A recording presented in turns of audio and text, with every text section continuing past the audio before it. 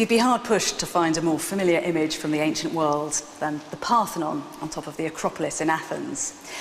In our heads, this has come to represent so many things: democracy, liberty, freedom of speech, the human quest for beauty, the quest for the gods. And it's certainly true that the place that spawned it, 5th century Athens, did generate many of the ingredients that we think is now essential for civilization. This is where demos kratia, democracy, was born. It's where we get classical lines in architecture, science and philosophy and drama are all nurtured, and it's where we find the foundations of our own legal system. Of course, even the word political comes from the Greek for city-state, polis. There's no doubt that 5th century Athens was the most extraordinarily radical place. For the first time in recorded history, I, the people, hoi polloi, acted as a political agent. So in the Athenian assembly, you get pastry sellers next to aristocrats, shoemakers sitting next to generals, and all of them voting how to run their own lives. It's no surprise, really, that the influence and the example of Athens has echoed down the centuries. But what we mustn't do is rush to embrace it as a model for all perfect societies. As well as the beautiful art and the very high-minded public works that we're more familiar with, the Athenians and the Assembly also voted year in, year out to go to war. They enslaved huge numbers of the population in the Eastern Mediterranean. In Golden Age Athens, Athenian citizens were outnumbered 2 to 1, possibly even 3 to 1 by slaves. And I think I'd have had a pretty unsatisfying time there. As a woman, I would have had civic and religious duties, but I wouldn't have been allowed to vote in the assembly. I might well have been veiled. I'd have been discouraged from speaking out in public, and my name wouldn't even be spoken. So what we hope to do in this film was to celebrate both the grit and the glory of Athens. What we want to do is to show you Athens in all its glorious warts and all humanity. Because this was not a blueprint for society. The Athens of Socrates and Plato and Euripides and Aristotle was a very tumultuous place. This was somewhere where they were dealing with huge changes in the arts, in science, in philosophy, in drama, in religion and politics. And doing so, I have to say, in a remarkably tolerant way. So, welcome to the brilliant and brutal place that is Golden Age Athens, the city as you've never seen it before.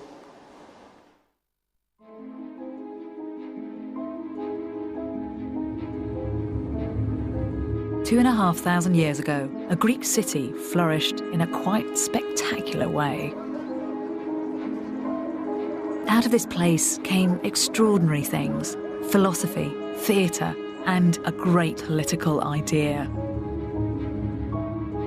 The city was Athens, the idea, democracy. Democracy triumphed briefly, then was forgotten. Yet today we venerate it as the cornerstone of Western civilization. In Washington, the greatest superpower in the world champions Athenian ideals: liberty, equality, and freedom of speech. But are we really the guardians of Greece's golden age? These perfect white columns seem to me to be a great metaphor for what we've done with the classical past. We've taken the world of the ancient Greeks and we've whitewashed it. We've turned it into a kind of fantasy. We look back at ancient Athens and we see what we want to see, not what was actually going on.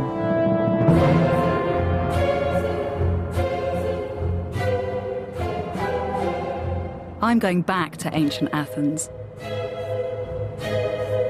to dig deeper, to look at the grit as well as the glory, and to discover the true story of democracy.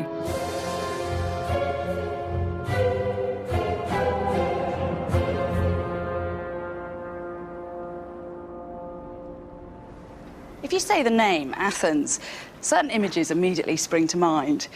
A beautiful Greek vase, enlightened philosophers, the Parthenon.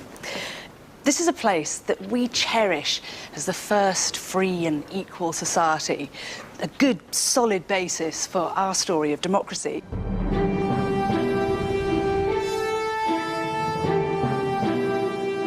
But beneath the Golden Age ideal was a city that constantly voted to go to war and that ruthlessly carved out an empire to enrich itself.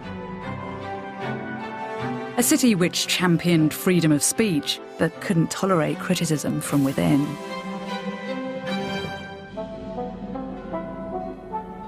And now's the perfect time to dissect the idealised picture of Athenian democracy, because so much has recently been discovered that casts new light on what actually happened here in the Golden Age.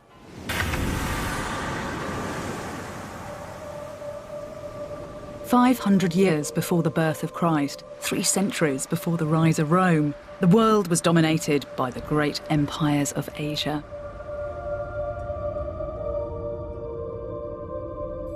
Europe remained the province of primitive tribes. But this world order stood on the brink of cataclysmic change. A new power, Persia, had swallowed up the great civilizations of the Middle East, forming the world's first superpower. The empire of the King of Kings spread from the mouth of the Indus to the gates of Europe. But beyond the borders of this first world empire, a small, dynamic place was making a noise. Wedged between east and west lay a mountainous collection of islands and strips of land, each ruled by one of hundreds of rival city-states. Just one of these was the ancient city of Athens. In the 6th century BC, Athens was dominated by the Acropolis, a jagged fortress of prehistoric limestone, crowned with simple stone structures where the people made sacrifices to their gods. In its shadow was the Agora, the centre of the city, where the Athenians came to buy and sell, talk and debate. It was the hub of Athenian life, one of the busiest, noisiest places in the Greek world. It's probably huge private buildings and small sanctuaries and things of that sort. Archaeologists have been excavating this site since the early 1930s. Their basement storerooms are packed with artefacts from 5,000 years of Athenian life. John Camp showed me round. How many artefacts have you got in here? Catalogued one, something like 250,000. And then we keep a great deal of the pottery and fragments because that tells us the date.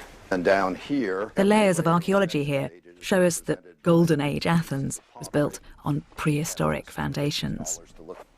Before it was the Civic Center, it was a burial ground. And so in the Iron Age and Bronze Age, there were lots of tombs. We have several hundred tombs, and so we have the remains of various people who were buried here long before this was the center of town.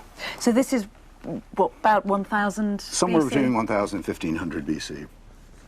I think we always forget that the classical Athenians they were walking on the ghosts of the past. You know? Yep, very definitely.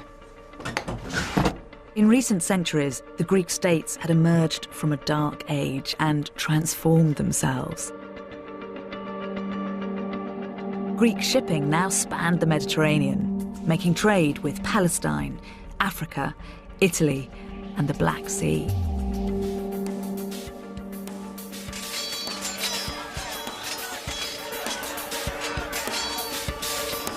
These were warrior societies. But the Greeks didn't go in for individual heroics, they fought as one. In massed ranks of soldiers called hoplites, they protected one another with their shields. All across the Greek world, populist military dictators, tyrants, backed by these citizen armies, grabbed power from traditional elites. Ironic that in Athens, the path to democracy was smoothed by tyranny. Tyrannos is a Near Eastern word, which initially referred to relatively benign rulers who were sometimes even supporters of the common people. But as time went by, the Greek tyrants started to live up to the name as we understand it. From the 5th century BC to the present day, tyrant has become synonymous with an abuse of power. By the end of the 6th century, Athens could no longer tolerate the vindictive regime of the tyrants. They were expelled by a group of aristocrats who began fighting amongst themselves. It was this conflict that would help spark democracy. On the one side, Isagoras, backed by Athens' rivals Sparta. On the other was Cleisthenes, who desperately needed a tactic to counter his enemy's military muscle. Cleisthenes came up with a shocking plan. He appealed to the mob, the rabble, hoi polloi as they're called in Greek. The historian Herodotus tells us that Cleisthenes welcomed into his faction the ordinary people. If you are a member of the elite, you thought the people were not the people as a whole. It's the masses, it's the unwashed masses, the mob. Democracy, it was power of the poor people over the rich. Now hope was stalking the streets of Athens. The people had tasted power, and although power is relatively easy to hand out, it is almost impossible to take away. When the aristocrats tried to impose their power, the people rioted and stormed the Acropolis. They overthrew their rulers, and without knowing it or planning it, democracy was born. What had begun as one man's solution to a problem would turn in the next 50 years into a completely new system of government. No one knew that what had been invented was the first direct democracy. At the time of Cleisthenes, the concept didn't even exist. The word democracy comes from demos, people, and kratos, power or grip. Mind you, it caught on pretty quickly. Within a couple of generations, the word was everywhere, and soon the city would worship democracy as a goddess. Democracy is an extraordinary surprise.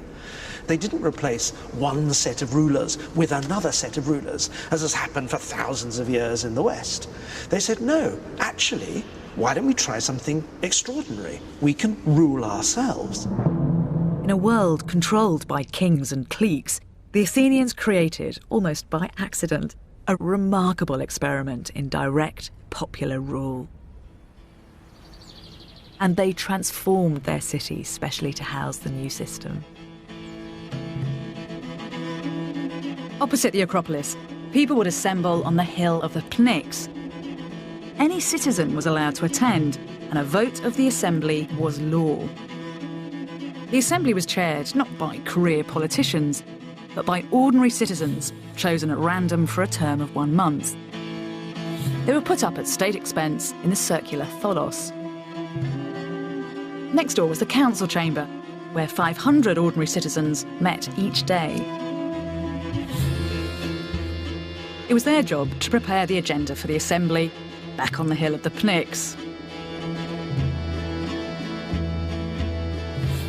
If we were to follow Athens' example, we would have a different prime minister each month selected by lot, and we would all take our turn in parliament. They didn't elect people to make decisions for them. They ruled and were ruled in turn. Was this section excavated? We have reason to believe that this is one of the law courts. Archaeologists have unearthed tangible proof of the Athenian pursuit of equality. They found an Athenian ballot box. When it was excavated, little bronze discs like this, 7 of them were found, and they carry an inscription on them, as you can see. They say, public ballot. And you as a juror in the law courts would be given 2 of these, one with a solid axle and one with a pierced axle. One disc represented a vote for guilty and the other for not guilty. You would hold them so people couldn't see which way you were voting, throw one into the ballot box, and a verdict would be arrived at. Fantastic. A lot of thought has gone into this, hasn't it? No, they want to make sure that the jurors don't feel coerced in any way. Yeah, so plenty of checks and balances. It has to be a secret ballot. The courts are tremendously important for the functioning of the democracy. Yeah. Mind you, I'm a woman, so I wouldn't have been allowed to vote. That's true. I'll do it now.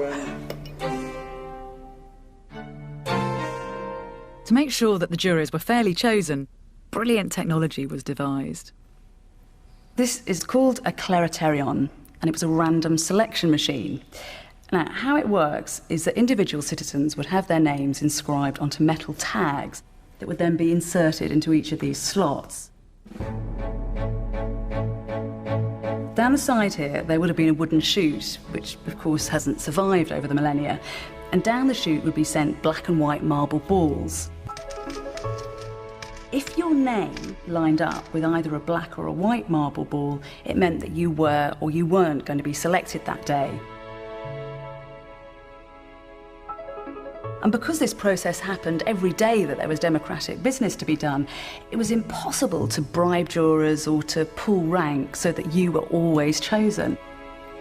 It shows just how important equality and fair play was to the early democracy. In theory, you can be the magistrate that proposes a law, you can sit in the assembly and vote for the law, and then 4 months later you could be sitting on the jury that's going to decide how it's to be interpreted or if it's even constitutional. You can hold any office in the state. A seismic shift had occurred, but in a world where rule by the many was confined to one city in 1,000, the survival of the infant democracy was in peril.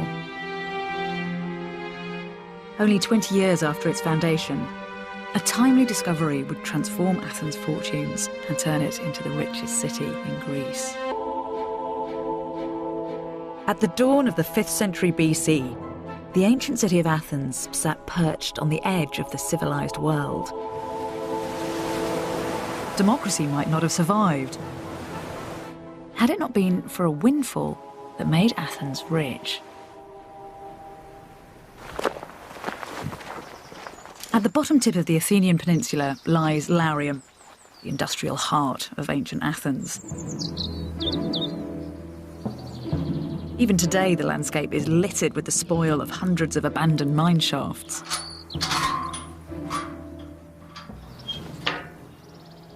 Although off the tourist trail, Laurium has an important story to tell: that the Athenian Golden Age was actually built on silver.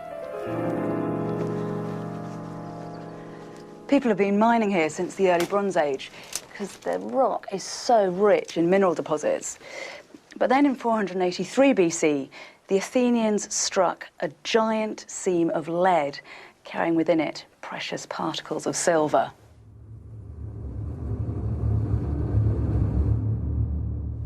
Overnight, democratic Athens was filthy rich.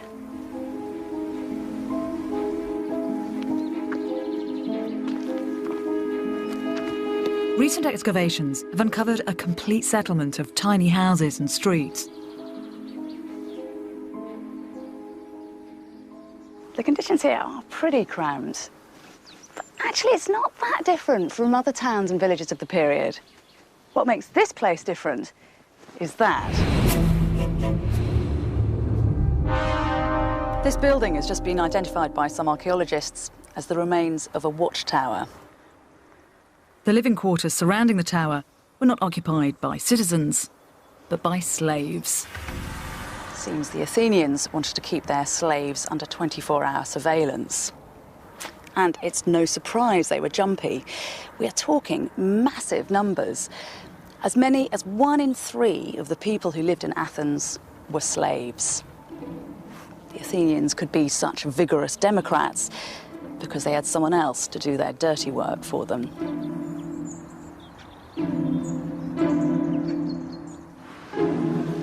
The Athenian citizens felt their freedom all the more keenly as the owners of people who had lost theirs. In ancient Greece, liberty has an inflection which it doesn't have in our society, namely there are an awful lot of unfree people, I mean slaves. And in fact, not far from where we're standing right now was one of the slave markets in the centre of Athens. We mustn't forget the dark underside of the democratic achievement. Most slaves began their lives as free men and women, but were forced into a life of manual labour when they became prisoners of war. They were bought and sold, separated from their families, sterilised so as not to breed. It wasn't only slaves. In fact, 9/10 of the population were barred from voting. There was an age restriction, and it wasn't enough to be born in Athens. Both your father and your mother had to be born there too. And of the remaining free Athenians, half, like me, were automatically disqualified. Women weren't just unequal, they were believed to be demonic, possessed by daimones, spirits. They needed to be controlled, visibly restricted. In fact, the first hard evidence of the full face veil comes from Athens. Women were not meant to be seen. All the evidence of vase painting would suggest that the woman is veiled. She has her cloak draped over her head. Should we have a go? Sue Blundell is researching the status of women in Athenian society. And just drape it over your arm like that. Then if you want to cover your face, you can go like that. Yes. Lovely. Well, look, I match. Sophocles said, silence is the greatest ornament of the woman. I feel nicely silent like that. I hate it. It makes me feel really claustrophobic. The message that's being sent out is that a married woman is the possession of the man. Yes, he is the one person in her life for whom she will unveil herself, yes. It wasn't only Athens. Almost every society till the 20th century has been fiercely patriarchal. But there was, in that searing mass of experimentation, the possibility that something different could have been done. Where do we hear about that? We hear about it as a joke. Aristophanes imagines what would happen if women took over. We hear about it as philosophical thought. So Plato imagines what happens if we got rid of the family and had women as well as men as guardians of his republic. But of course, it didn't happen. Only the free men of Athens could belong to the democratic club, which met together on the Pnyx. At dawn, Athenian citizens would come here to sit around on the bare rock and debate in the assembly how it was that they should run their own lives.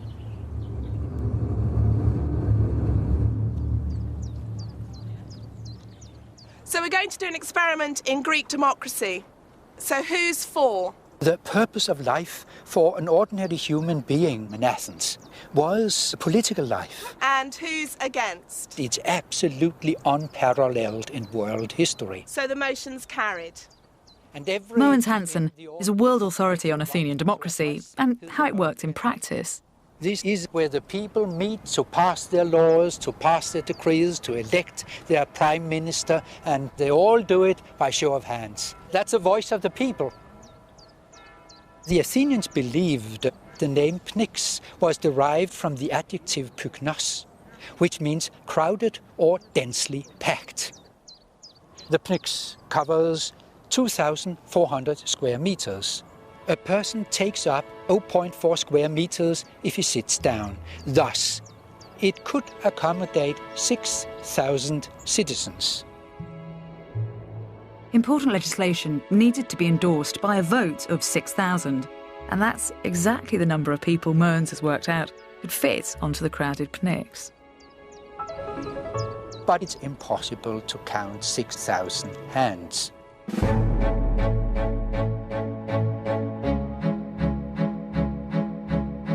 Mogens went to the cantons of Switzerland, where they guesstimate the vote. First, I took photos, and then I blew up my photos. And with a pencil, I dotted each hand, so I could check that this was a fair method of deciding a majority in a large assembly. You think that's a fair way of doing it? Yes, it is. Aristotle shows that they did the same in Athens. Just think of the hubbub of the assembly. 6,000 men here together. Shoemakers sitting next to nobles, and all debating issues which directly affected their lives. Heralds kept order, and there was a police force of slaves nearby if things got out of hand. But we're told that if the crowd really disliked one man's argument, they would shout him down until the roar reached to the skies. So seriously did Athenians take being a player in democracy that they called people who didn't participate idiotes, which gives us our word, idiot. Athenians actually had a word for politicians, and it was orator. People who were specially practiced and skilled in addressing large crowds. so you can get one orator to stand up against another, and in that way the people can choose. It's very important that you always have more than one voice. This young woman, she's called Peitho, persuasion. The Athenians worshipped her as a goddess.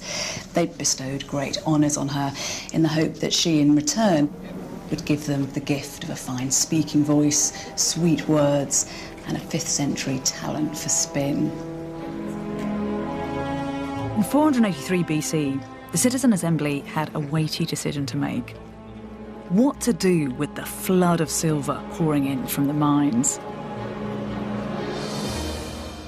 Now, there's nothing like a discussion of how to spend a fortune to get the creative juices flowing. And one day, in 483 BC, a man called Themistocles stood up with a brave and far-sighted plan. Themistocles wasn't from one of the old aristocratic families. He was someone who'd benefited directly from the new opportunities of democracy. He was hungry, and he had the verve and focus of a man freshly empowered.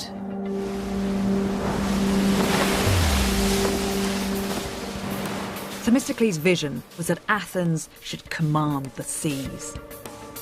Persian power was a threat to Athens' existence. Themistocles was well aware that they'd already invaded Greek lands.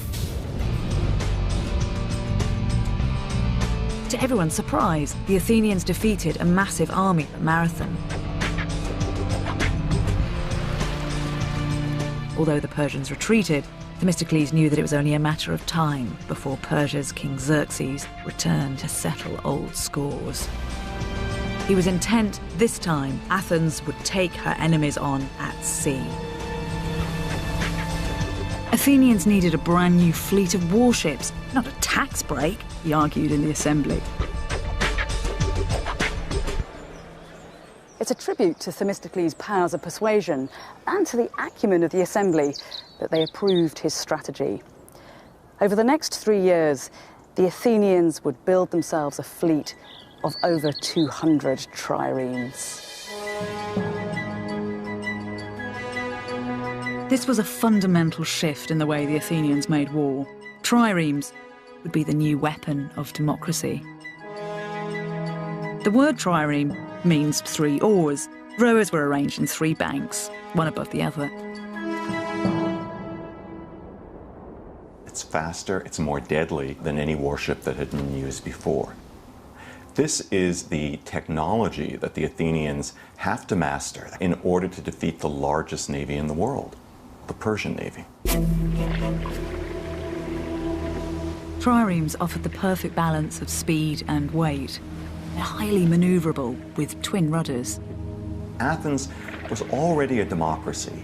It's no accident they mastered this form of warfare. The Greeks associated the word techne, our technology, with the triremes, and that is the great Athenian strength, playing to technology, playing to innovation. There would have been about 170 oarsmen on a boat like this. Most of them would have been packed down here. You can just imagine what the atmosphere would have been like. Very cramped, very sweaty. And then as you rowed, your face smacks up into the back of the man in front of you. But the situation here forced a feeling of community. And because these things were the engines of the fleet, you knew that your muscle counted. The trireme is so perfect, it's hard to think of a better symbol of Athens and its democracy. The development of the fleet has remarkable political consequences, and I think the Athenians knew it. We know that upper-class Athenians were hostile to developing the fleet, and it's perhaps because they saw what was coming. Once you had a fleet, Athenian power would rest on the shoulders of the poorest people in society.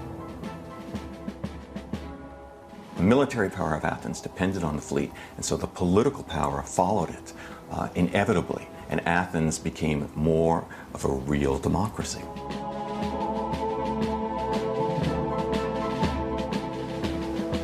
In the east, Xerxes' preparations for conquest gathered pace.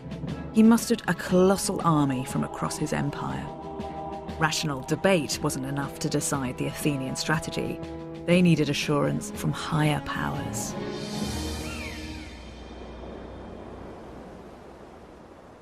A 100 miles northwest of Athens in Delphi lies the sacred oracle of Apollo.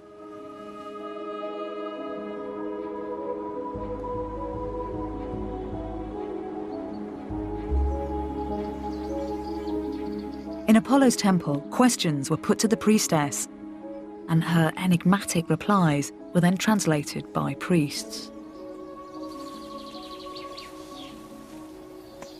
The Athenians came to ask advice. Their question: with what strategy could they best defeat the invading Persians, the mightiest army in the known world? The answer came back. Zeus grants to thrice-born Athena a wooden wall. In this, and only this, shall she be secure. The meaning of the wooden walls was debated on the Pnyx. Some argued it meant the protective palisades on the Acropolis. If the Athenians took refuge there, they'd be safe. Themistocles was in no doubt. The wooden walls meant the navy. In a vote, the Athenians agreed with their admiral. Man, woman and child evacuated their city for the nearby island of Salamis. They waited for the battle to begin. In September 480, the Persian army entered Athens, hungry for revenge. Xerxes found the whole territory deserted. The Persians razed the Acropolis to the ground, stole its treasures, and torched whatever was left. These deformed statues, blistered and buckled, provide vivid evidence of the terrible fires that raged on the Acropolis. All the Athenians could do was watch as their city burned. They waited with their Greek allies on the nearby island of Salamis. The key was to get the Persians to fight where the Athenians wanted a battle. The only way to do that was to trick them. Themistocles sent a message to the Persians saying his men were deserting. Were the Persians to enter the straits by dawn, they could capture his fleet without a fight. He was gambling the Persians would believe him and row straight into a trap. At dawn on the 25th of September, the Persian ships filed into the narrow waters. The modern Greek navy has a base at Salamis. Captain Cosmas Christides studied the battle while training to be an officer. Welcome on board. Thank Captain you. He's used his intimate knowledge of the Straits to bring new evidence to the textbook history. Here, you can see now, there is where the battle took place. Yeah. On the right side, they were the Greeks. On the left side, the Persians. The Greeks were outnumbered 2-1, but the straits were so narrow that only half the Persian fleet could enter. Themistocles had lured the Persians into his trap. The Strait of Salamis, which is around 300 yards, the Persian fleet cannot be deployed. That's very clever, isn't it? Because you've got such a narrow area. So, as you said, Yeah. you're limiting the number of Persian boats that can come in. That's correct. Themistocles also knew that the morning currents and crosswinds would disorientate the Persian fleet. The wind turned them like this, So he wants to ram the side of the boats. and he succeeded. The tactics of a battle were to ram the enemy and then to quickly back off before the enemy could do damage to you.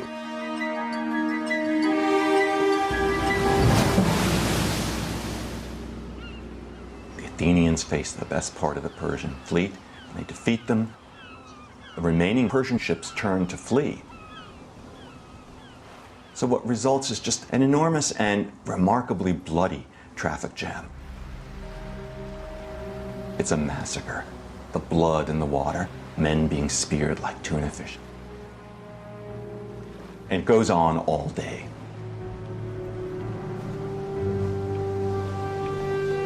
Xerxes watched as the Persian fleet was steadily annihilated. This victory would underpin Athenian democracy. One factor which made the democratic experiment the way it was the Persian Wars. Just having a bunch of people coming in, taking over Athens, smashing your statues up on the Acropolis there. You start thinking, hey, why did we win? What makes us different from them? And so if there wasn't a notion of the power of the people as against dictatorship and tyranny before the Persian invasion, there was after. All over the city, public monuments were set up eulogising the victory. The message was clear. Western democracy could and should triumph over Eastern tyranny. The schism between East and West had been set in stone. Salamis is just a key event in Western history. All the things we associate with the golden age of 5th century Greece, the democracy, the art, the literature, the history, the philosophical debates about empire and power above all, that wouldn't have happened without Salamis. Having triumphed decisively over tyranny, democratic Athens set its sights on building an empire. They understood that once the Persians pulled out of the Aegean, that the Aegean would be a power vacuum, and that if the Greeks didn't move in, the Persians would come back. The Athenians simply couldn't allow that to happen.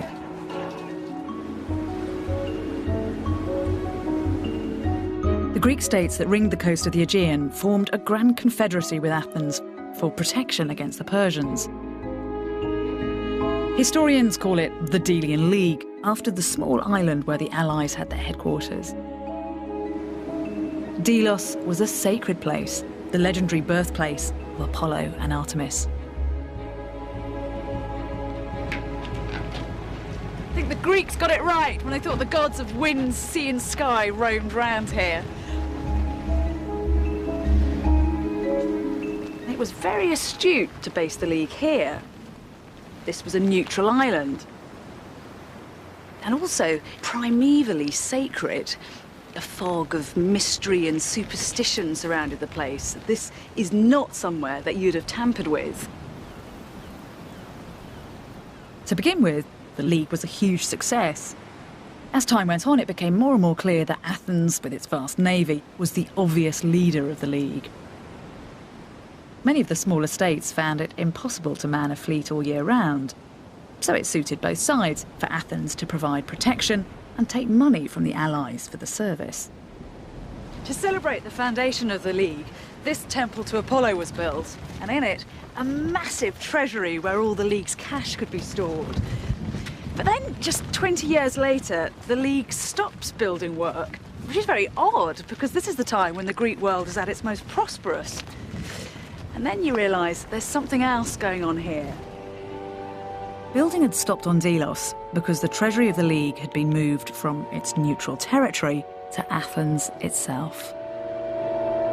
Allies who attempted to leave the coalition soon found themselves forced back in by the Athenians. What had once been a mutual defence pact was now looking very much like an empire.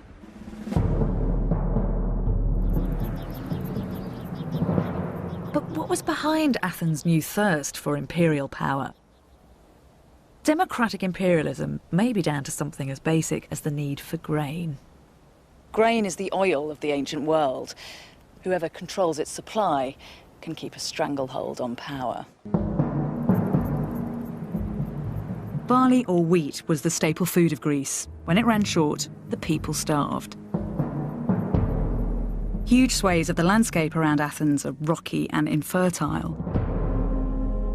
This area is now built up with housing, but these spy photos taken by the RAF during the Second World War show terraces where the ancient Athenians desperately tried to squeeze maximum food out of the soil. 5th century Athens might have been riding on the crest of a wave, but it still needed to feed itself. Proof that Athens was desperate for grain was found in the most unlikely of places. When they were examining the ancient drainage system in the Agora, they found a stone recording payments to Athens. This is an inscription relating to tax, and it tells us that Athens asked Athenians abroad to pay their tax not in silver, but in ton siton, grain. Now, new evidence about how the grain supply motivated the drive for empire has come from Oxford historian Alfonso Moreno. This was much more fertile ground than Athens. He found a whole range of Athenian forts on lush, fertile Euboea. Athens had conquered Euboea, reducing its population to serfdom. It was very unfortunate to live on flat, fertile land. You do attract gannets. Yes, especially unfortunate if you happen to live right across a very small stream of water from the Athenians. Following rare maps and surveys, Alfonso discovered a network of unexcavated forts, proving successive generations of Athenians spent huge resources on conquering and defending yet more of Euboea. They went so far as to evacuate the entire population of this part of the island, and they moved it out forcibly. How many people are we talking about? It's a good guess that it's probably 50,000 people, and in their place are put 1,000 or 2,000 Athenians. It makes you wonder whether people realize that democracy isn't necessarily a virtuous thing.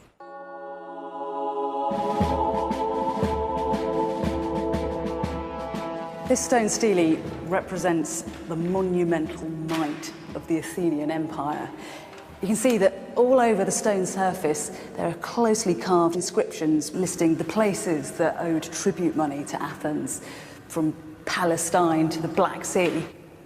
It's an incomplete jigsaw puzzle now, but it represents a continuous flood of money pouring into the Athenian coffers up on the Acropolis. The domination of Euboea and the aggressive imperial project was the policy of Athens' most powerful aristocrat, Pericles. He was the darling of the people.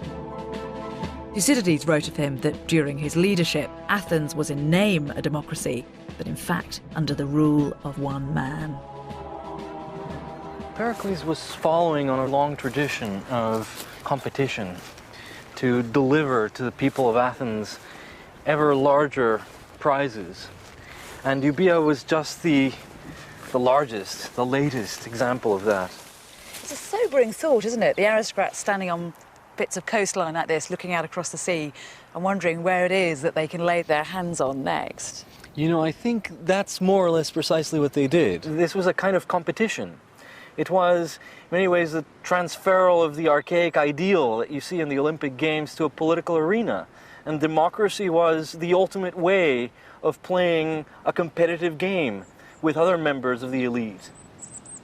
And the people derived great riches from the invasions, the feats of the aristocratic prowess of their leaders. First they had the silver mines, and now they had an empire. Democratic Athenians had more money than they could spend. Pericles used the surplus in a brash new way to create for the people a symbol of their own imperial glory. In 447 BC, work began on the defining symbol of ancient Greece, the Parthenon. In 447 BC, the modest temple of Athena that had lain in ruins since the Persian invasion was rebuilt on an epic scale. It was the favourite undertaking of Pericles, the Parthenon. For 15 years, citizens, slaves and foreigners laboured side by side to construct one of the most celebrated buildings in history. But the million tourists who visit each year find a site covered in scaffolding and cranes. The restoration is giving new insight into the original construction. Do you know how many would have been working on here when it was first built? Yes, I believe that it was about 200 people for the erection of the Parthenon. 200? Yes. And from sunrise working to from sunset? sunset. Yeah. Eating in the building. We found between the members, we found bones from chicken. and shells. Seashells? So, yes, seashells. Fantastic. They are sitting over there, looking the view, fantastic, and eating upstairs. That's brilliant, so having a kind of shellfish picnic while they build the Parthenon. The Parthenon was adorned with reliefs, including those supreme aristocrats, the Athenian cavalry. It was the biggest temple in Greece. Every powerful city or state wants to express his strength. I think this is an appearance of that. Yeah, a monument to power. Yes. Well, the Parthenon is always called a temple. What people forget is it was primarily a bank. It was a place in which we put money, treasures, and it wasn't used for any religious ritual that we know. Not only does it put its money and treasures there, but it was built out of money from the empire. So far from being a symbol of a pure white Hellenism, is a symbol of how Athens asserted power over a lot of rather smaller states and used it to glorify itself. But Pericles' beloved project was stirring up trouble. Factions in the city were enraged that the Democrats could steal from the defence fund to provide sops for the people. They brought their complaint to Pericles in the assembly. The allies must be outraged, they cried. They must consider this an act of barefaced tyranny when they see that with their own contributions, extorted from them by force for the war against the Persians, we are gilding and beautifying our city, dressing her up like a common whore. Pericles' response was as much a defence of empire as it was of its most potent symbol. The allies do not give us a single horse, nor a soldier, nor a ship. All they supply is money, he told the Athenians. It is no more than fair that after Athens has been equipped with all she needs to carry on the war to protect the allies, she should apply the surplus to public works, which, once completed, will bring her glory for all time. It's a politician very cleverly spinning the situation and writing his legacy into the history books.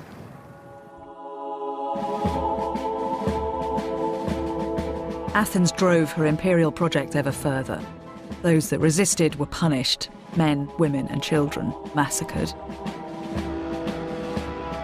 It is the nature of man, Athenians said, to take power wherever he can. The strong do what they like, and the weak accept what they have to accept. In the name of democracy, they pursued an aggressive foreign policy which set them on a collision course with their rival city-states. In 432 BC, the Athenians found themselves confronted with an enemy they could not overpower. The ancient world's most formidable military force, Sparta.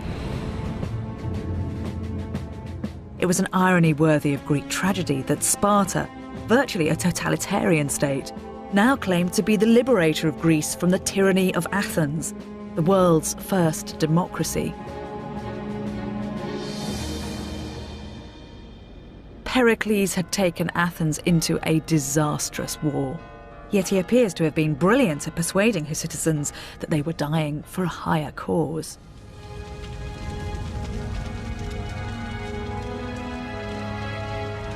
At the annual burial ceremony of the city's war dead, he gave a last impassioned speech in defence of democracy and Athens. I could tell you a long story about what is to be gained by beating the enemy back. What I would prefer is that you should fix your eyes every day on the greatness of Athens. Our constitution is called a democracy because power is in the hands of the whole people. Everyone is equal before the law. What counts is not membership of a particular class, but the ability which a man possesses. They are fine and persuasive words.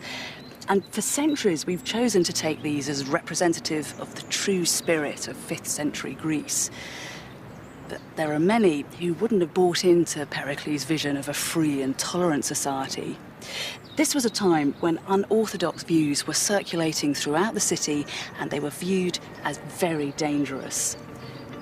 Democratic Athens was beginning to fracture. The evidence for how the breakup occurred is only now emerging.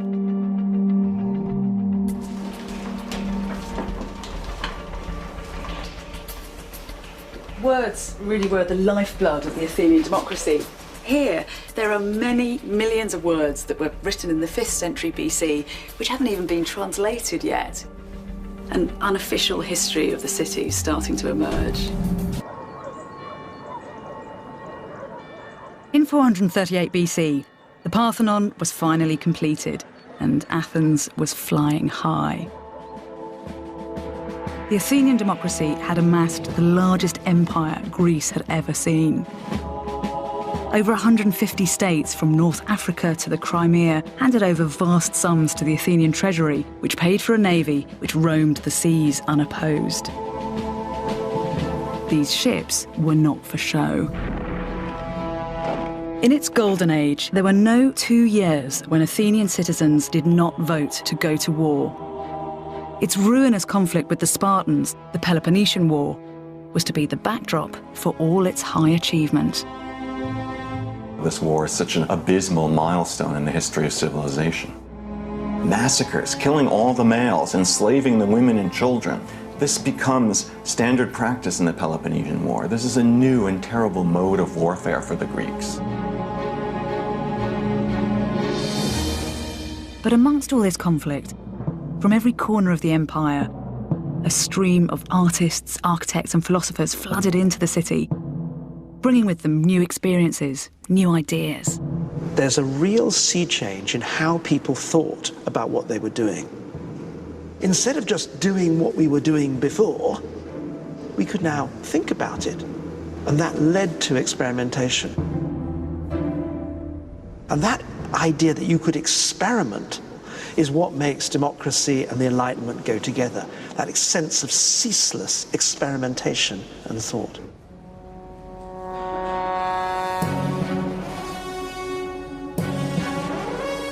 This bronze of a Greek god is one of the most celebrated artefacts of the ancient world. And I think one of the reasons is because despite his antiquity, he looks like us. The stiff and formal figures that the Greeks had learnt from the artists of Egypt began to disappear as a more realistic style emerged. It's been called the Greek miracle, but there's new evidence to suggest that the change in style was accompanied by an innovative technique, casting from life. Nobody has ever got it to look quite so lifelike.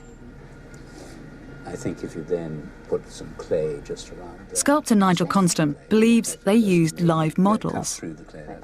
So you think that in the workshops of the famous sculptors of the day, they had models and they covered them in plaster in order to get a cast from life, is that right? That's right. In high classical times, they were using life cast. There's no other explanation. Why do you think it is that the experts don't want to believe your theory? Well, I think nearly everyone regards him as the greatest sculptors ever. And to show that it was arrived at by this rather simple method, it's painful. Nigel's been sculpting for 40 years, and when he studied the soles of the feet of the 5th century bronzes, he recognised the telltale signs of a sculptor's trick, something many art historians had missed. In all the Greek bronzes that have survived, you get the sole of the foot distorted by pressure of the body on the foot. They're very naturalistic, not at all the way somebody would carve. There's only one way you can get that, and that is casting. Live human models were copied in plaster. We will take this mould off, assemble that, and we pour wax in. The important thing is this bit here. The shapes of the toes show weight upon it. Do you think that why they're doing it is because they are trying to achieve absolute human perfection? Yes, I think so. Although it looks a bit disgusting. In Athens, experimentation wasn't only limited to the arts. This is the place where some of our most fundamental scientific theories were debated and honed. Natural philosophers wanted to explore the basic matter of the universe. The invention of the optical microscope was over 2,000 years away. And yet, without the microscope, the Greeks came up with the idea of an irreducibly small particle, and they gave it a name meaning indivisible, atomos, atom. It's just astonishing to me that they were able to think in that really abstract way. Things like what is matter made of, and the idea of atoms. Of course, it's taken us until the last decade or so until we could actually isolate and visualize individual atoms as we can here. Scientifically, that's difficult to do. It's completely cutting edge. It's right at the limit of what we can technologically do today. At last, atoms can be seen in the light of a laser, in a vacuum. The Greeks couldn't see atoms, but they could imagine them. To come up with the ideas in the first place, that's the power of Greek thought. To have the ideas that there are out there laws of nature that we could perhaps discover by doing experiments and thinking about them, rather than just saying, well, this happens, this apple falls to the ground when I drop it because God says so, or there's some God which is putting the stars in the sky. They made a pretty good estimate of the distance to the moon, but they even were thinking about how far away the stars must be. While art and science pushed ahead, the most radical advances were being made in pure thought. No one personifies the breakthrough in ideas more than Socrates, the most influential philosopher in the Western world. Born the son of a midwife and a stonemason, Socrates was in most respects a completely ordinary Athenian citizen. He served in the infantry, took his turn as a city official. He didn't write great works or open a philosophical school. But he did gain influence with aristocrats, whose sons competed for entry to his circle. Socrates was a fantastically original thinker. Central to his view of the world was the idea that each man should pursue his individual path to truth and to the good life. In fact, a lot of Socrates' ideas struck right at the heart of confident, ballsy, democratic Athens. He kept on asking these really irritating questions like, does wealth really make you happy? In an open society, why do we keep on needing to build city walls? Much of what Socrates had to say was simply not what the bulk of Athenians wanted to hear. He must have cut a strange figure in a city that made a cult of the beautiful, famously ugly. He rarely washed or wore shoes. He'd have been a familiar sight, striding along in his threadbare cloak, surrounded by bright young men, eager to hear his novel ideas. When he met anyone who was renowned as an expert, he set about asking them questions, and in the process invented an entirely new method of rational inquiry. Do you know what the difference is between good and evil? Yes, goodness is what the gods love, and evil is what they hate. But there are different gods. They don't always agree. That's true. So they love and hate different things. Yes. That would mean that some things were both loved and hated by the gods. So some things are both good and evil. I suppose it would. Well then, it looks like you haven't really answered my questions, have you? No. For most of the people he went up to, he asked questions that made them feel humiliated, ignorant, and uncomfortable. He famously said, "The unexamined life is not worth living." Socrates' method of philosophy may seem familiar to us, but at the time it was breathtakingly new. It laid the foundation of our belief that all things can be questioned. But it would earn him as many enemies as friends. Socrates' unsettling questions were to trouble not merely its citizens, but Athenian democracy itself. The 5th century BC saw an explosion in new scientific ideas all around Greece. Philosophers started to develop theories of how the world was made up of atoms and elements. how diseases could be cured, how societies ordered. A new breed, historians, sought to document, not decorate, events. They called it rational inquiry. But rationalism competed with an older worldview, one dominated by the gods, which Athenians learnt as children from epic poems and myths. The Greeks all knew the stories. They knew that the gods and goddesses lived on Mount Olympus, where they squabbled and drank and had affairs with each other. But they also knew that they physically inhabited sacred patches of earth. And so they started to build for them monumental stone temples, earthly palaces for the god tribe.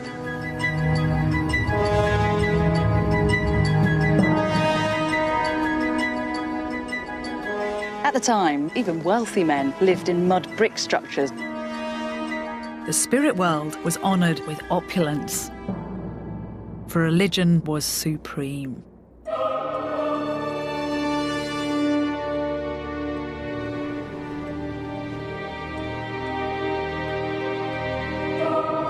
These gorgeous, gigantic structures have come to resemble the essence of Greek culture. They seem solid, confident, robust.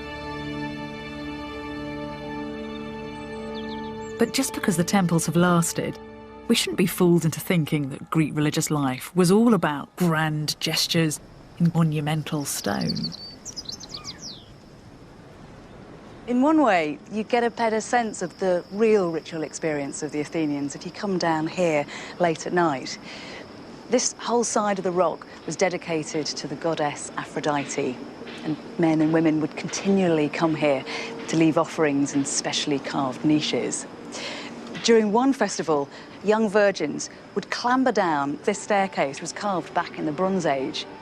They carried what we were told were baskets of unspeakable offerings. And they would stay here all night to worship the goddess.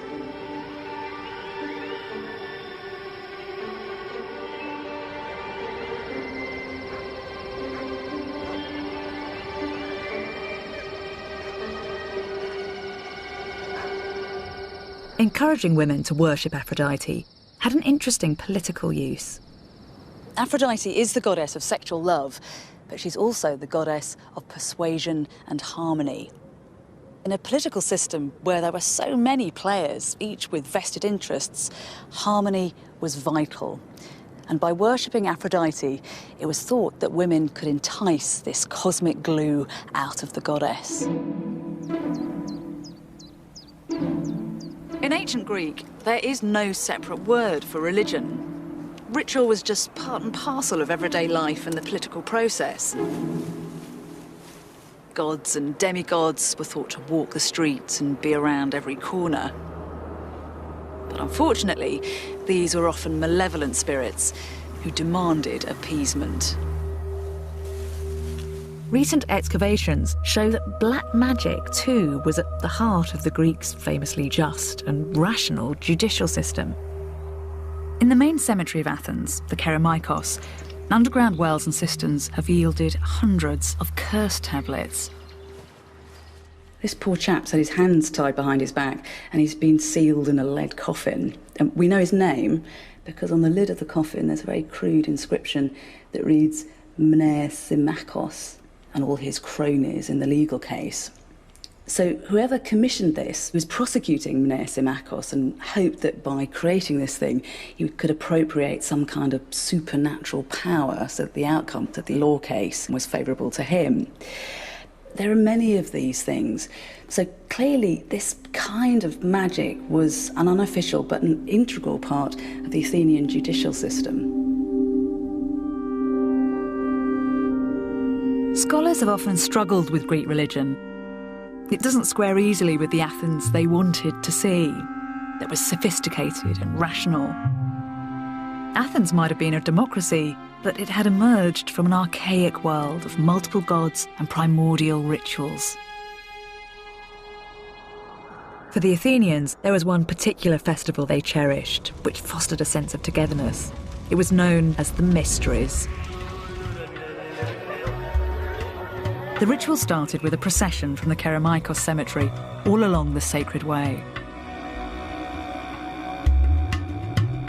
For years, it's been virtually impossible to work out what went on because this was a mystery religion, and initiates to the cult were bound by an oath of silence. The secret rituals promised hope of a happy afterlife. The men and women arrived at Eleusis in time for the nocturnal celebrations. You have to try to imagine what it must have been like for them to be here. Approaching the sanctuary, they passed a cave, which was thought to be the entrance to the underworld itself. Hades, the god of the underworld, had raped and abducted the goddess Demeter's daughter, Persephone. The ritual torch procession was to console the goddess for the loss of her child. Demeter could have her daughter back, but only for 8 months of the year. The myth was an allegory for the cycle of nature, the death of crops in the autumn and their magical rebirth in the spring. To the initiates, it must also have meant a promise of their own rebirth after death. There'd been the smell of smoke from thousands of pine torches. Then you arrived here at the gates to the sanctuary. In fact, you can see how heavy they were from these ruts, where the doors were dragged open so that the thousands of cult followers could make their way into the sacred space. Athens jealously guarded admission to the mysteries. Those who revealed the secret rites risked the death penalty. Any attempt to divulge the secrets of the cult was considered an attack on democracy itself. Michael Kosmopoulos has been the chief archaeologist here at Eleusis and has studied Greek ideas of the afterlife. This fear of death, progressively it gets more and more intense. The reasons for this have to do probably with the emergence of the individual as a separate unit within democratic city-states, especially Athens. What you're saying is that as you get more of a sense of yourself in the democratic system, that's when you can really start to address what happens to you after you die. Yes, you start wondering about the big issues of life and death. And it is here at Eleusis that people try to find some answers for the first time. There is no heaven or hell. The world of the dead is this place without hope, without joy. Mystery cults has offered a hope at getting a better afterlife. And perhaps even finding your way to the Elysian fields, the closest that Greek religion comes to a notion of paradise. So what would have happened to the initiates once they arrived here? Well, they would line up right there at the end of the sacred way. Each person would come into the temple. And as you can see, this whole building is basically a huge theater. Yeah. The doors would lock, and that was the beginning of the ritual.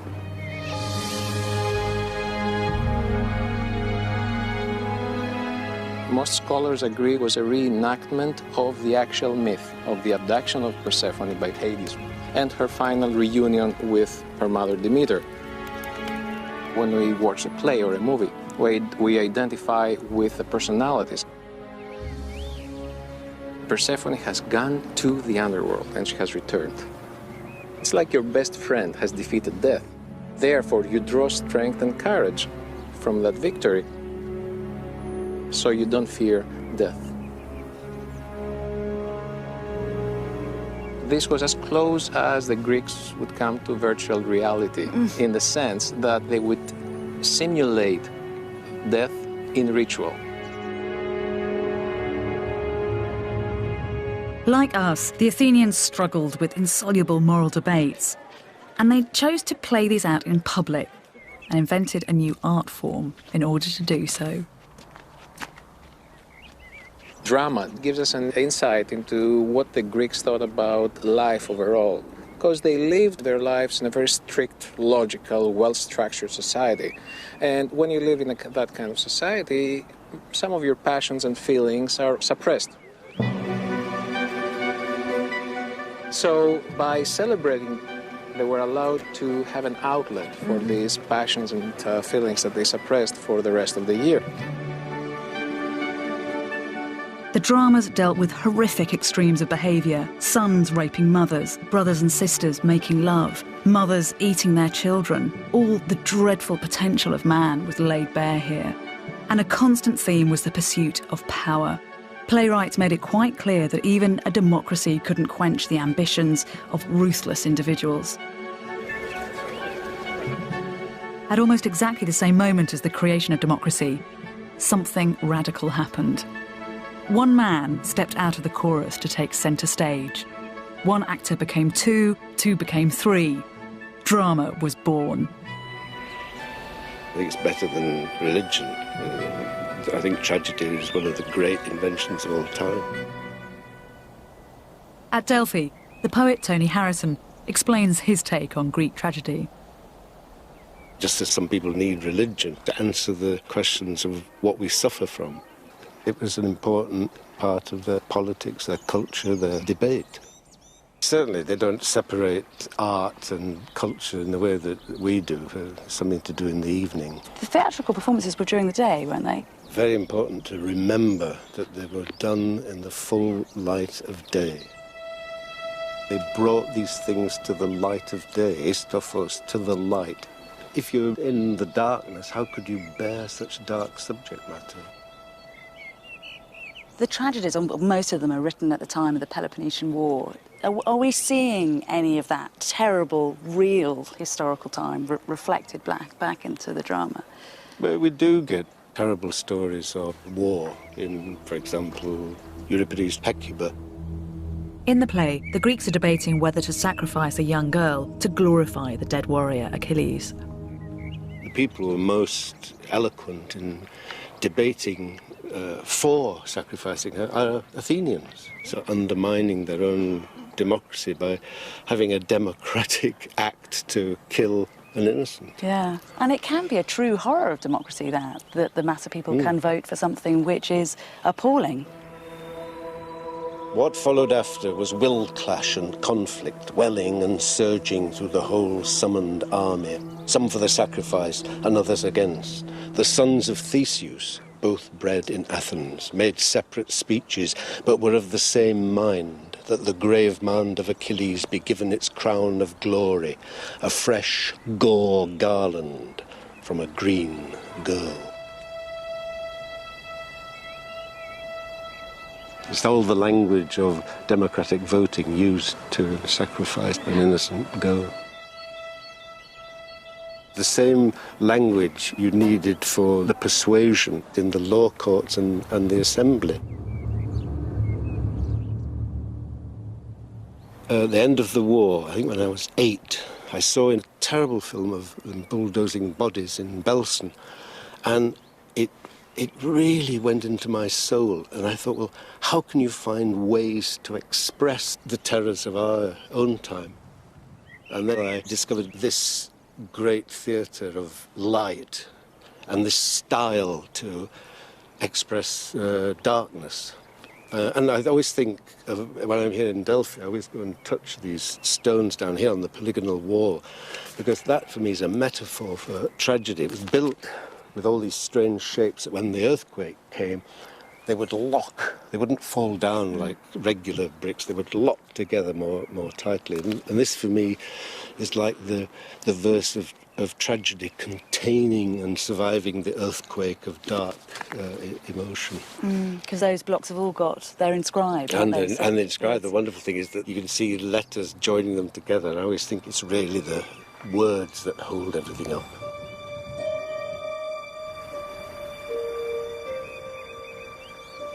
When you hear the words of Greek tragedy, you don't get the impression of a culture that is calm and robust.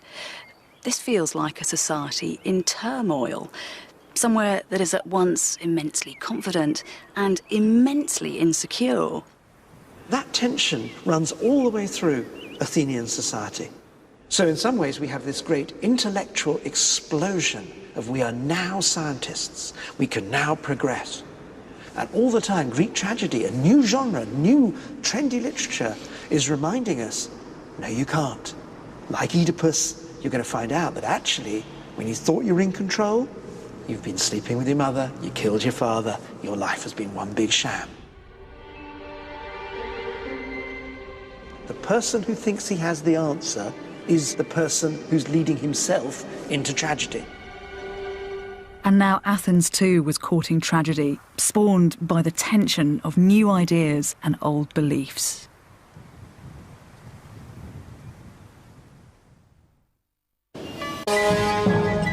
Fifth-century Athens was transforming herself, but new ideas were setting her on a collision course with tradition. While builders were widening this road, they came across something they were not expecting to find. 3 aristocratic graves in pristine condition. When archaeologists came here the next day to investigate, they were astounded. They described this tomb as being suffocatingly full of artefacts. There was gold and bronze and alabaster perfume jars. But in fact, it was up here on the top of the tomb, in the charred remains of the funeral pyre, that the greatest treasure would appear.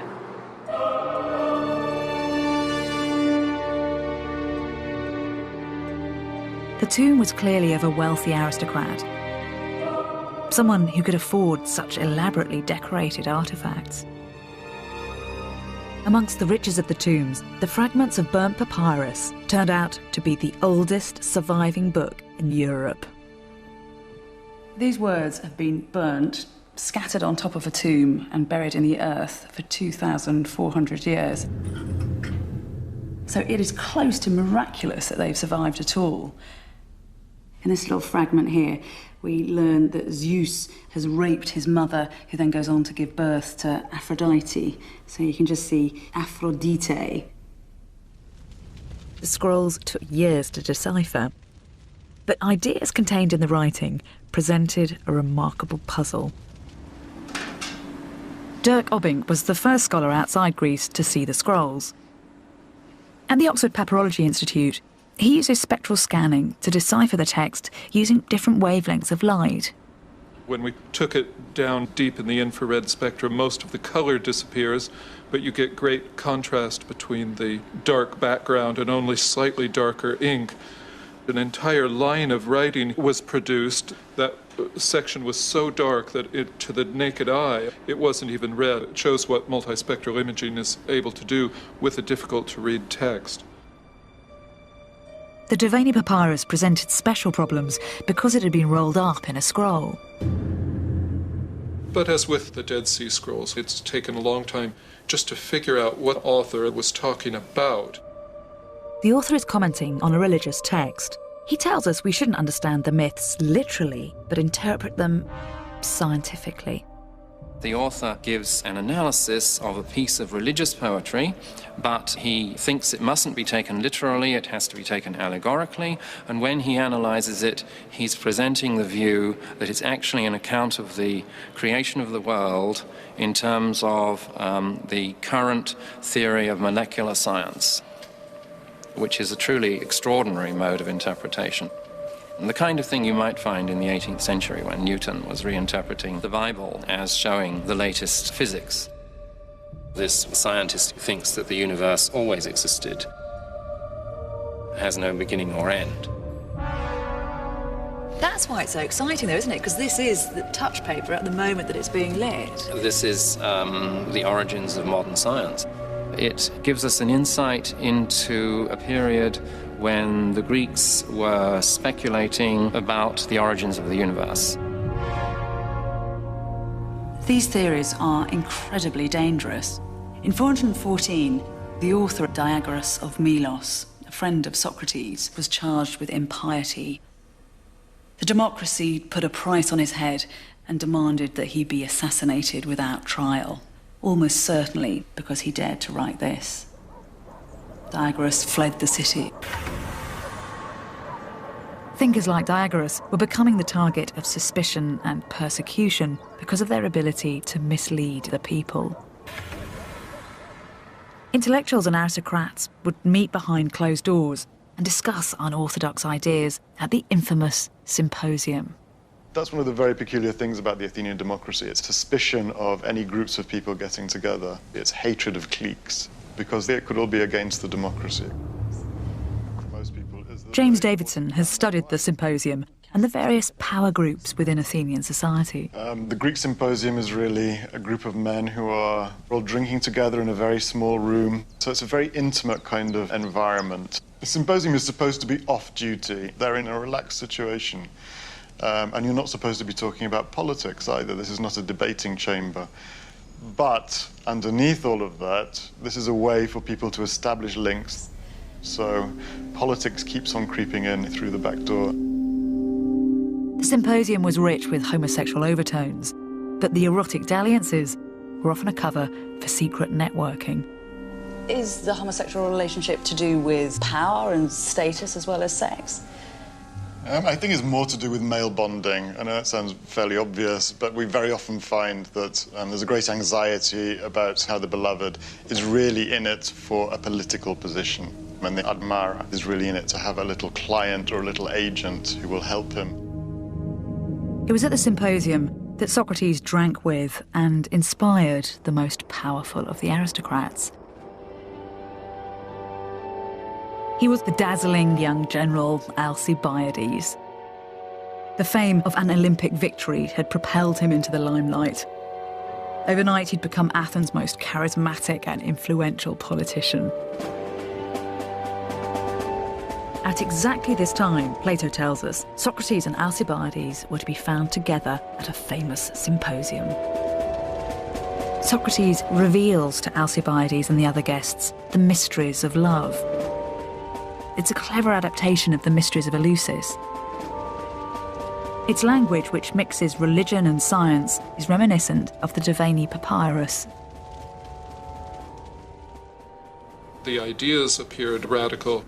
Alcibiades and others were engaged in private celebrations that seemed to some people to be actually mocking the Eleusinian mysteries. And the Davani papyrus could also well have been seen in some circles to have been mocking or trying to displace the traditional mysteries. But what had remained in private was about to erupt in public and shatter the career of Alcibiades and the fortunes of Athens. In 415, Alcibiades was riding a wave of public popularity. He persuaded the Athenians to enlarge the empire and conquer Sicily.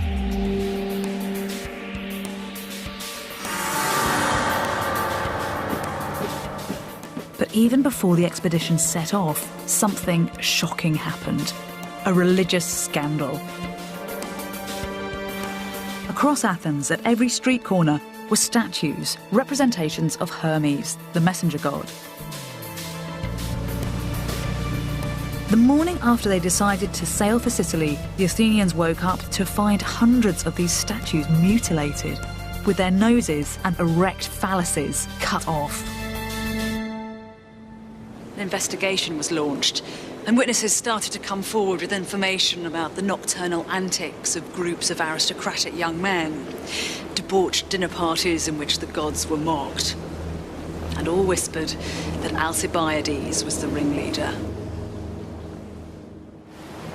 Once the fleet had arrived at Sicily, a boat was sent from Athens to bring Alcibiades back for trial.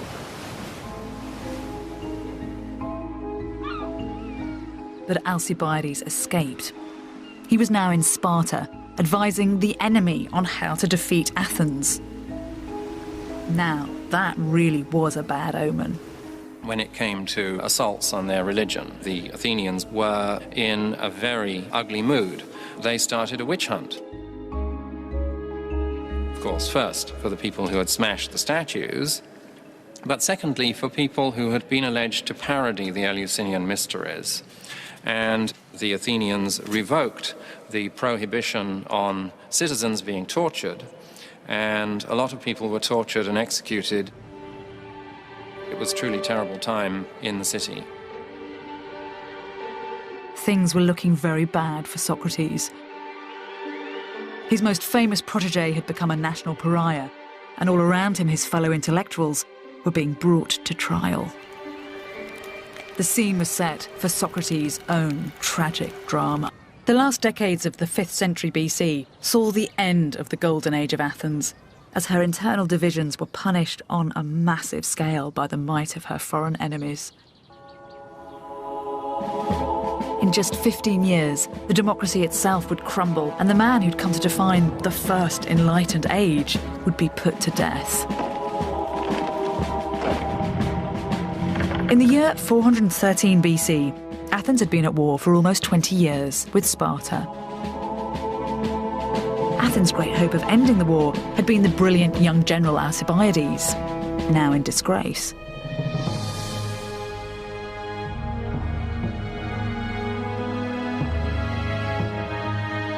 Two years after the voyage to Sicily, the Athenian force, shorn of its greatest general, found itself trapped in the harbour at Syracuse. Her enemies closed in. The Athenians were annihilated.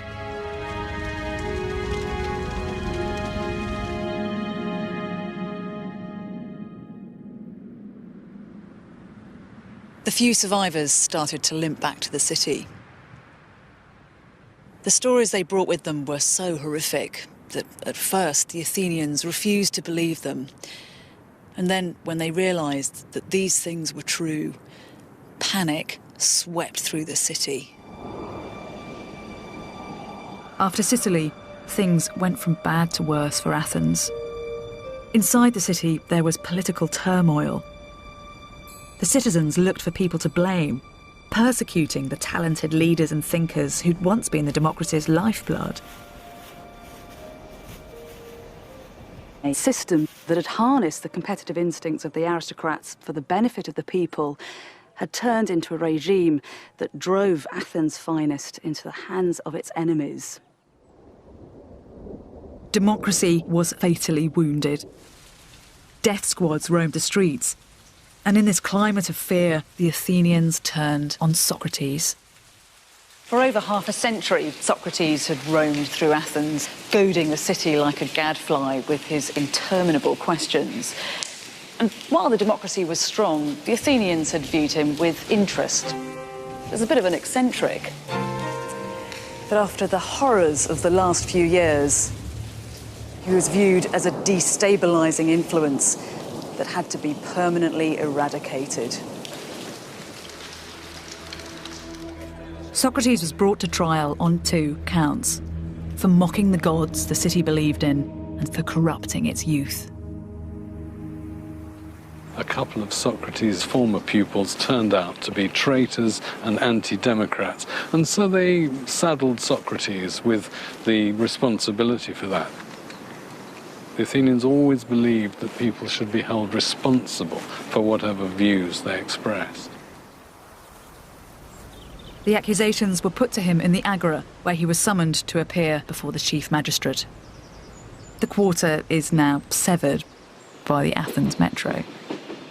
According to Plato, Socrates says he has to stop taking part in the dialogues because he has to go to this building here in order to answer the charge. John Camp's been excavating the Agora for nearly 40 years. How would it have been organised here, and who would have been involved? Well, the Athenians are very litigious people, so the courts would have met frequently, and there were lots of them. And they took huge manpower because the smallest Athenian jury is 201. 501 is common, 1,501 if they really wanted to. It was very loud and very noisy and very crowded all the time. The trial of Socrates was a most extraordinary occasion. Socrates was utterly uncompromising. The thing I'm not going to do, he says, is to give up philosophizing, to give up talking to people, asking people what it is that they believe in. Clearly, there was quite a lot of heckling. Plato reports that Socrates scorned his accusers. They fall back on the stock charges against any seeker of wisdom, that he teaches his pupils about things in the heavens and below the earth, to disbelieve in the gods, and to make the weaker argument defeat the stronger. They would be very loath, I fancy, to admit the truth, which is that they are pretending to knowledge, when in fact they are entirely ignorant. He refused throughout to respect the court. Asked to suggest a punishment when the jurors might well have accepted exile, he answered, "Free meals for life." the traditional reward for sporting heroes. He'd always told them the truth, what was good for them, and therefore they ought to thank him. And that's not quite how they saw it. And so when he suggested he should be treated as the equivalent of an Olympic victor, which was the most heroic human being around, that didn't go down well.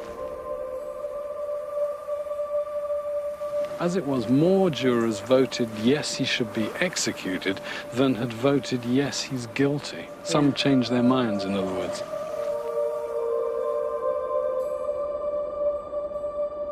Plato tells us that Socrates made sure he had the final word. The hour of departure has arrived, and we both go our own ways. I to die, and you to live.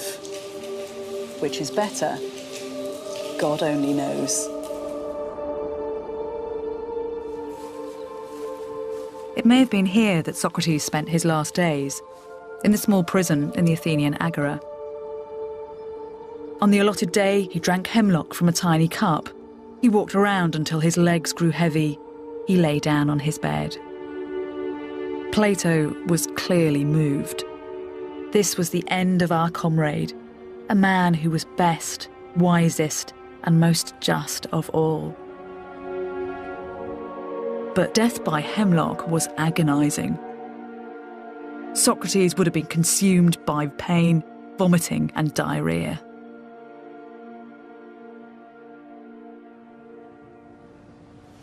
Almost immediately, the Athenians regretted what they'd done. They voted to erect a statue of Socrates just outside the city walls. And Plato, his pupil, would go on to write him into history as the world's first ideological martyr. A martyr to liberty and freedom of speech. He told the Athenians things they didn't want to hear about themselves, and he refused to make any concessions. That's, of course, one of the reasons he's so admirable. But also one of the reasons he was executed. Socrates was seen as the educator of tyrants. It would be better to think of him perhaps in those terms as somebody giving a hate speech in a mosque. Would we allow free speech under such terms? Teachers have responsibility. They should live up to the responsibility. And Socrates certainly was productive of some of the most dangerous men in Athens in the 5th and 4th century. And one should never forget that his most important pupil, Plato, was the theorist to whom Stalin turned and Hitler turned in order to justify their totalitarian state. There is something of a blackness in that philosophy. Socrates questioned the wisdom of mass rule. He allied himself to the gung-ho conservative aristocrats. He was, in many ways, anti-democratic. But at the same time, his questions liberated mankind. He was a pioneer in a movement which had begun to reach beyond the confines of religion and ask questions about how the world was made and what the role of humans was within that world. Democracy could tolerate many things, but not a direct challenge to democracy itself. By questioning the gods, Socrates had undermined the shared value system upon which democratia depended. The paradox is that these radical ideas developed precisely because Athenian democracy allowed free speech. Direct Athenian democracy only lasted for 150 years.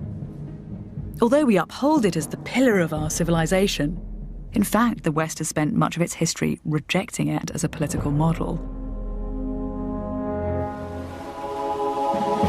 The story of Athens goes part of the way to explain why. Democracy is hard work.